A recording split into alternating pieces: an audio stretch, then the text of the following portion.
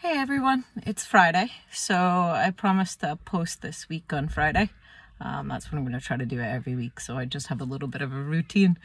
But so this week I'm going to be talking about parenting in the situations that I've dealt with in my life, and by no means whatsoever am I saying that this is how everybody should raise their children. It's just like, for me, this is what works and what I'm focused on as a parent, and it's my ideas, thoughts. But I'm not like poo-pooing on anybody else's ideas and thoughts on parenting, so don't get excited, okay?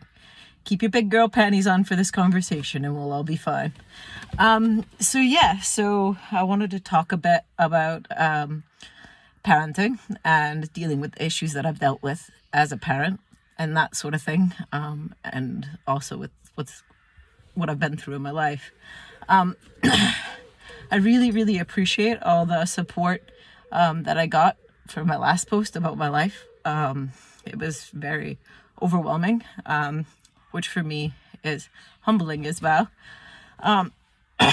So thank you if you've already watched my video. I appreciate that, and if you haven't had a chance, anytime it's going to be on there. So when you got a spare hour and you're looking for something different, just give it a look. I also want to say I do sometimes slur in my speech, and that's not because I'm smoking a doob. It's because my memory processes things very differently, and so if I get stressed out, which obviously talking about certain situations would stress me out, it can't quite register, and so the words like slur, it's part of the stress from it all. It's part of my complex PTSD and stuff. So if you see that, or if you see me out and you're speaking to me and I'm either like, trying to get the words out, like sometimes I'll say British and it comes out really funny or whatever, it's just because the way that I'm thinking it in my head doesn't process properly out of my mouth. But hey, it leaves room for all kinds of other things that are unfiltered as well. So if anybody notices that, that's what's going on there.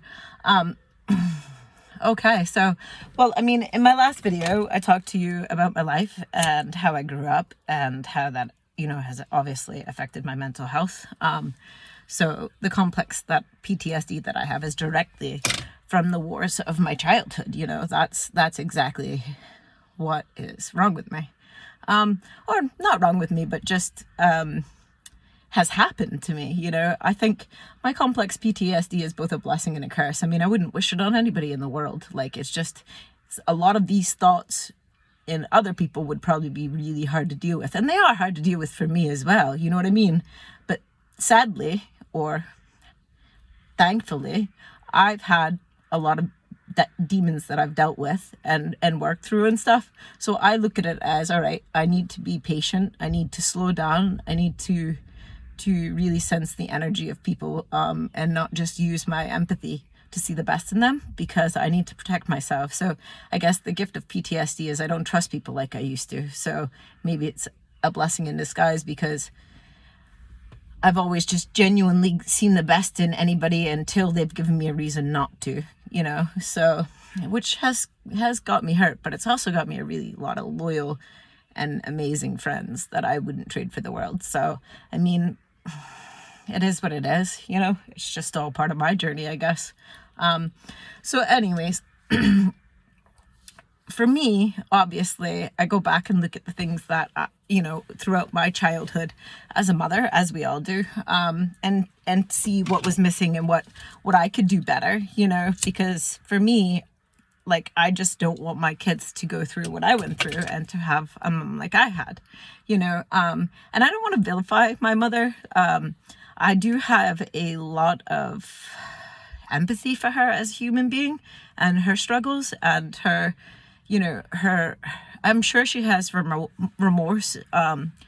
Whether or not she's capable of feeling guilt and stuff like that, that all has to do with her mental health problems and such. But yeah, I don't have pure hatred for my mum.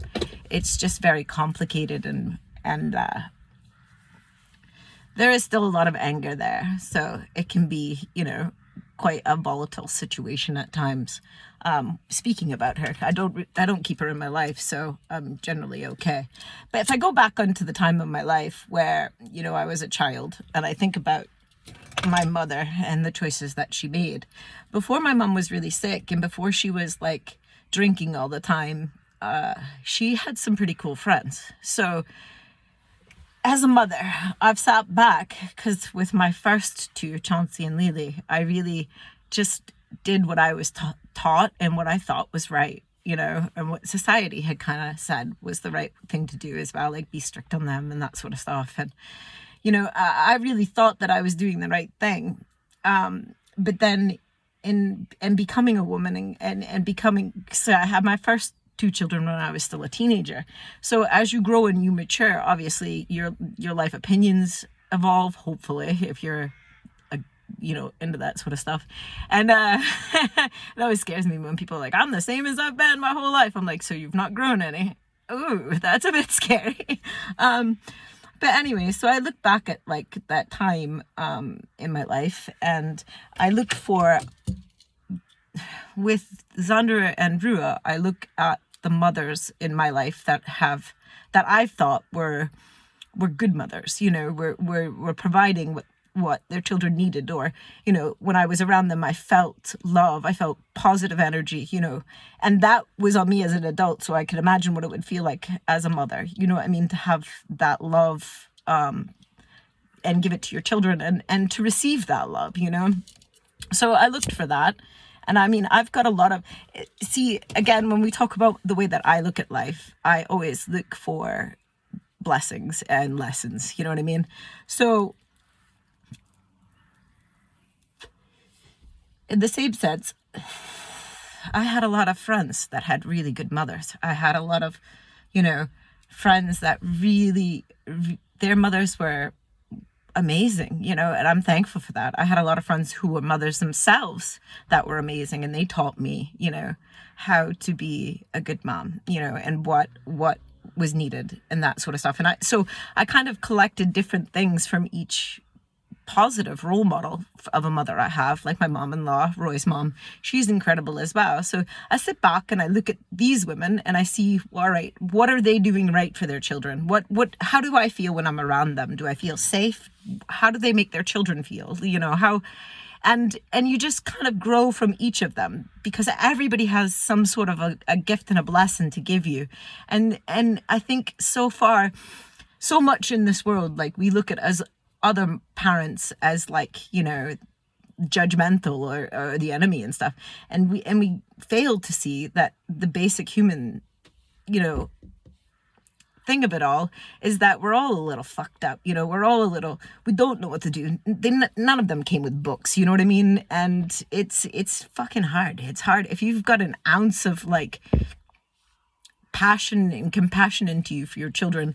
It's like, you just don't want to fuck it up, you know, but you also don't want to be a plow parent that just makes it so their children don't feel anything either, which, you know, I was talking with an educator friend of mine not long ago, and we were talking about this, how often she faces in her job, you know, children that aren't able to like regulate their emotions or deal with any sort of failure, any sort of like upset in their lives because their parents make it so that they don't feel that, which naturally as a parent you would want to do. You don't want your children to ever feel sad or to ever feel angry or upset or any of these things that we have been taught is bad. But the thing is, if we don't learn to feel these feelings, then you're going to end up an adult like me who doesn't know how to regulate their emotions and has a lot of complex issues that they've got to work through because of that. You know what I mean? Because of not having that emotional intelligence taught to you as a child. So, you know, I step back and, you know, look at the mothers that I use as an example in my life, you know, and again, it's a lot of these people I've spoke about before. So I'm not going to sit and just name drop everybody, but it's like, you know, one of the most powerful mothers I know and who I consider a mother of my own in many ways, spiritually, definitely. I mean, she's not biologically my mum, but in every purpose of the meaning, she's my mum, you know. She's Sarah's mum, and she is fucking incredible. Sarah's my absolute soulmate. We've been friends. I think we met when she started dating my brother when I was 11, so right after my dad died, and we've been friends for, God, shit, I'm 41 now, so eons. Eons she's been putting up with my crazy ass. But anyway, so her mother is just an amazing woman with an amazing story of survival. She's gone through hell and back. It's not my story to tell, so I won't just, you know, blast that onto the interweb. But I've learned so much from her and her journey, and I don't know if she knows how much of I have observed her.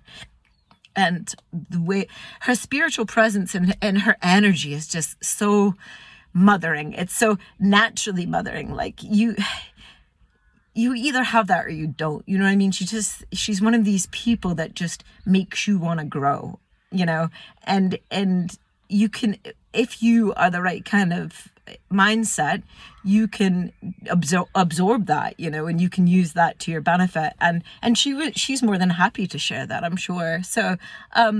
So I look at her and I see, you know, I mean, she's not a perfect parent either, but in my mind, she's perfect in every single way because she tried, because she, you know, acknowledged her demons, and she worked on them, and she's done so much soul work, and she's done so much good work in this world and in this society, and for me in general.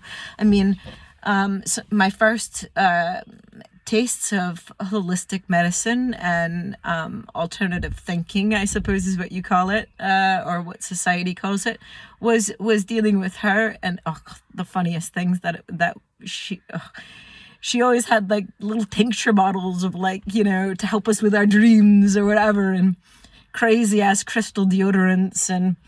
But she is still even if I don't talk to her daily, she's still a daily presence in my life that makes me want to be a better mother, you know what I mean? That makes me want to be a better human being, you know, in general.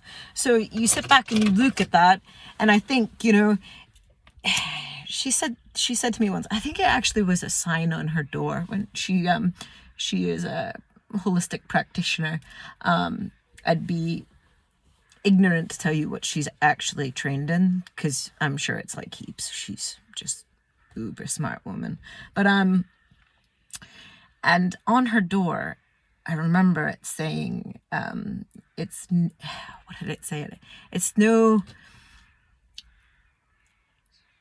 like, honor to be mentally sane in a very sick world, or to be functioning, you know, in a very sick world, you know. And it just made me think about that all the time. Like, you know, there's of us people who are out here working on themselves and working on these things, and it's like you're constantly battling a sick society, you know, and you're dealing with folk that think very differently and that deal with things very differently than you do, you know. And it's just, it can be quite hard when you're an enlightened spirit, to try to be normal in a society that's very, very sick, you know. So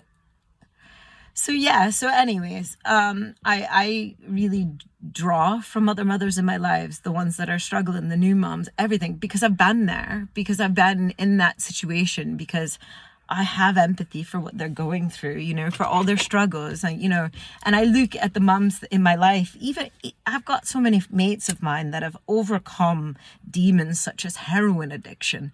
I mean, I watched, you know, one of my, you know, young spirits in my life, and I seen her before she was addicted to drugs. She was absolutely incredible, you know. She had this smile that would just absolutely light you up. And, you know, back home we've got a lot of drugs and stuff, and sadly she got addicted, you know. But she battled those demons, and everybody counted her out, everybody.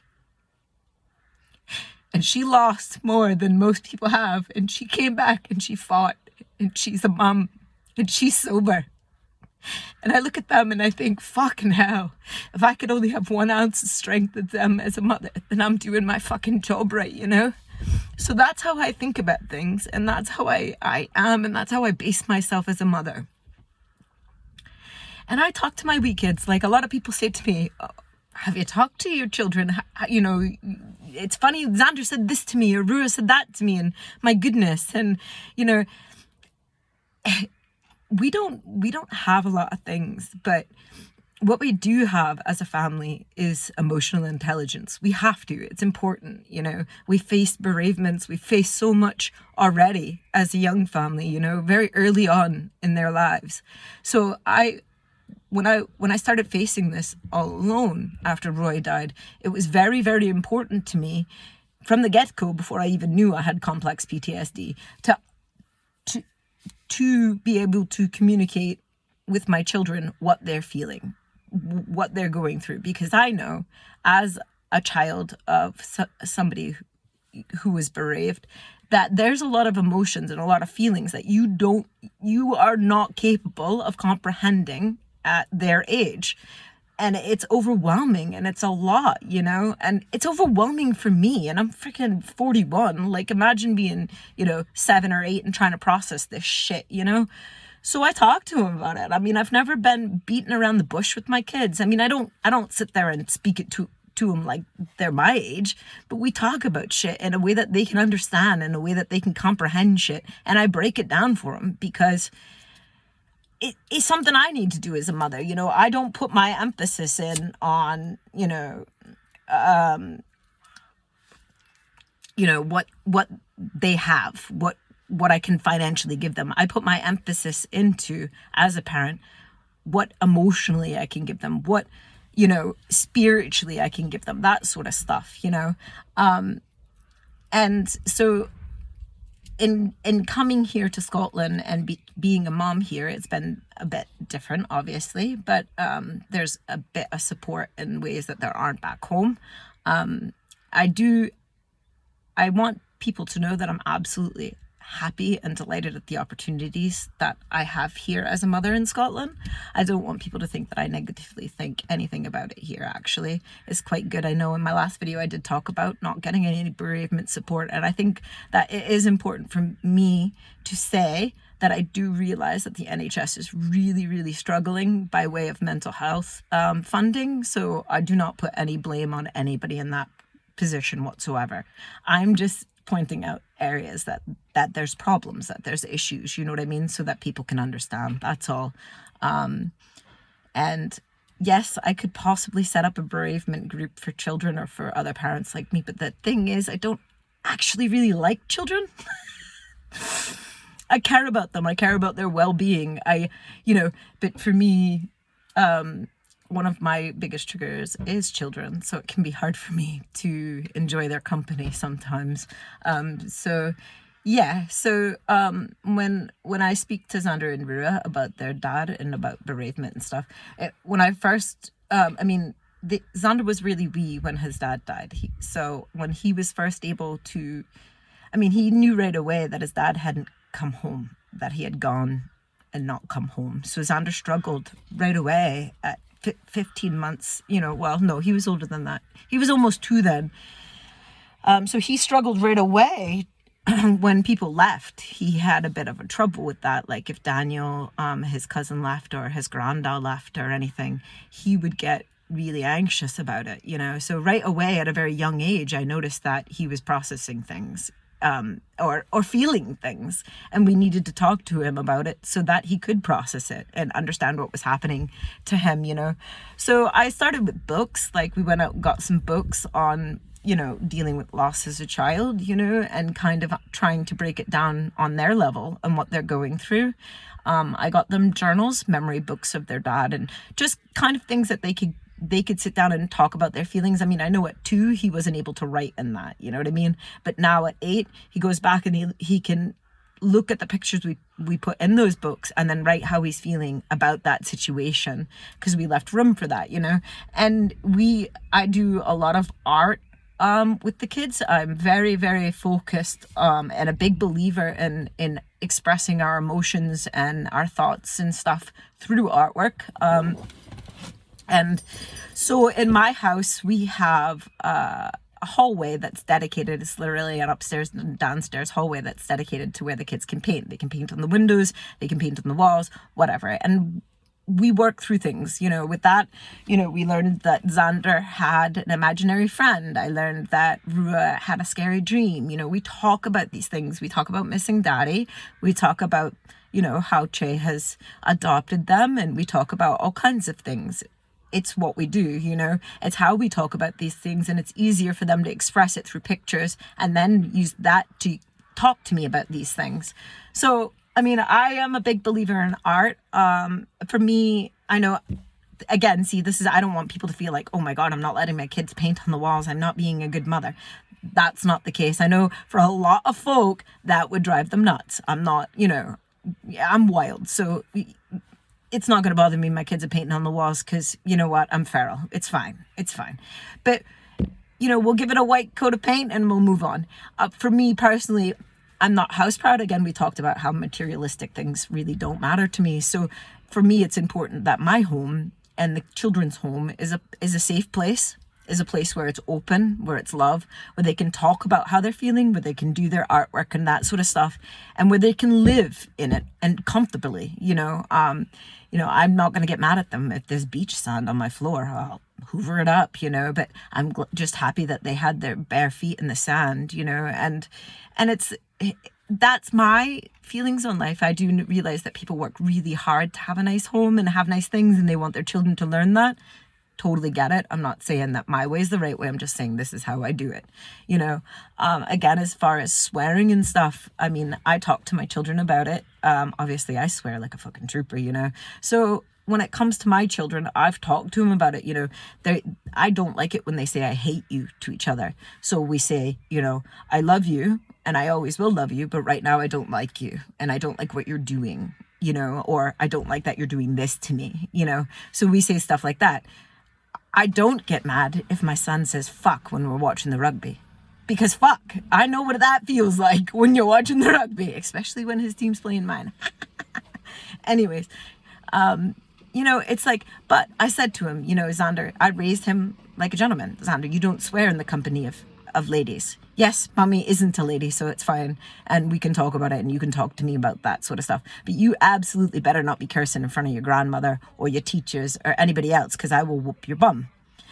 I don't hit my kids. I'm just kidding. It's, I swear to God. These two, I did spank my first two. But, yeah, so like, we just talk about these sort of things. And we, it's the same. Like, my kids would never use like racial terms or derogatory terms or things like that.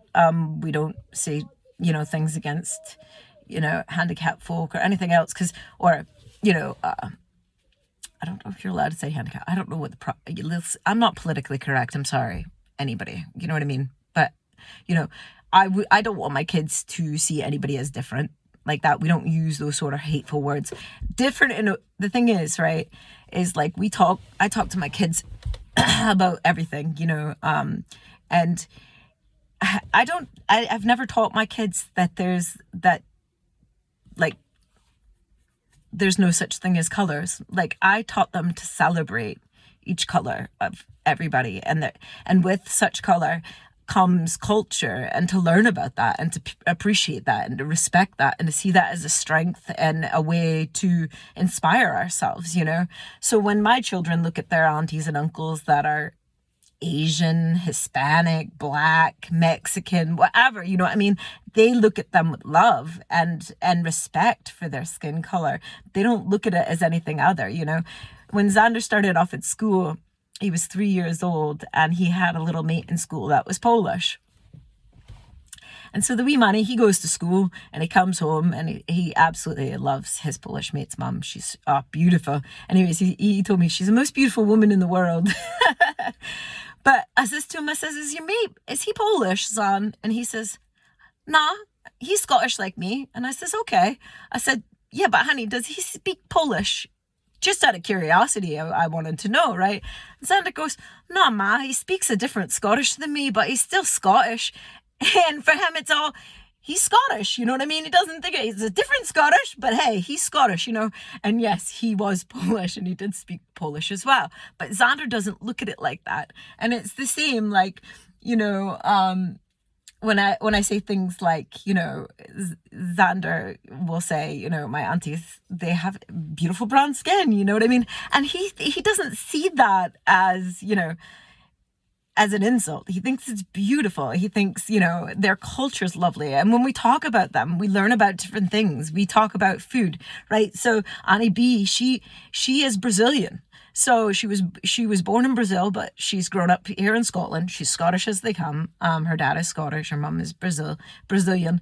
Anyways, we talk about Auntie B. Auntie B makes the best Brazilian bonbons on the go. She can cook this and she can cook that. And we talk about culture and what life would be like there and how it's different from Scotland. And that's how we talk about these things. It's not a thing. Do you know what I mean? It's okay to celebrate different cultures. They're not, you know what I mean? Like, I think one of the things that bothers me about modern fighting against racism is how weak we as white people make multicultural or, you know, other cultured folks like look weak. You know what I mean? It's like, mate, like, honestly, they don't give a fuck about shit like that. If they give a fuck, they'll tell you what they give a fuck about. You know what I mean? Like, don't be rude, don't be stupid, or you'll get your mouth smacked, and that's how you learn a lesson, you know what I mean?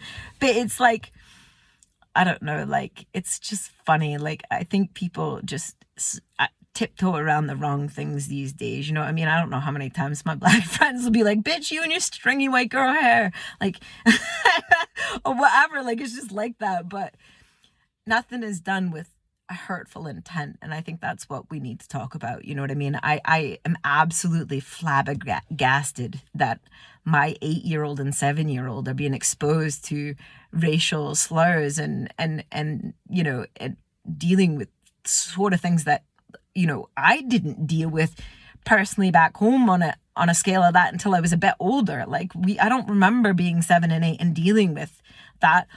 But I can't say, obviously, because I'm not black, but I know that my friends did deal with, you know, that sort of, like, racism that was passed on, you know, because kids aren't born racist. They aren't. Like, my kids look at other kids of culture and they're just like, hey, that's cool. Where are you from, man? Like, you know what I mean? And, you know, like, he speaks a different kind of Scottish than me. You know what I mean? It doesn't matter. He's Scottish, you know? And it's just like, how that hatred gets passed on to them is just beyond me. I don't understand people that would be so scared of other cultures and of themselves and what they might realize about themselves that they have to teach that sort of hatred. It blows my fucking mind, man. It's like, instead of seeing this as a way to learn things and a way to improve ourselves as a fucking culture, you know, and to acknowledge our mistakes and grow and stuff, it's like, I don't think we should pussyfoot around it, you know what I mean? I don't think. But how did little kids get those sort of views? You know what I mean? If you're a parent and you're saying those sort of things around your children, knowingly or unknowingly, one, they listen to everything you're saying, and two, it's like, why would you breed that sort of ignorance? You know what I mean? Like, yeah, your child lives here in Scotland where it's really fucking white. I'm not gonna lie to you.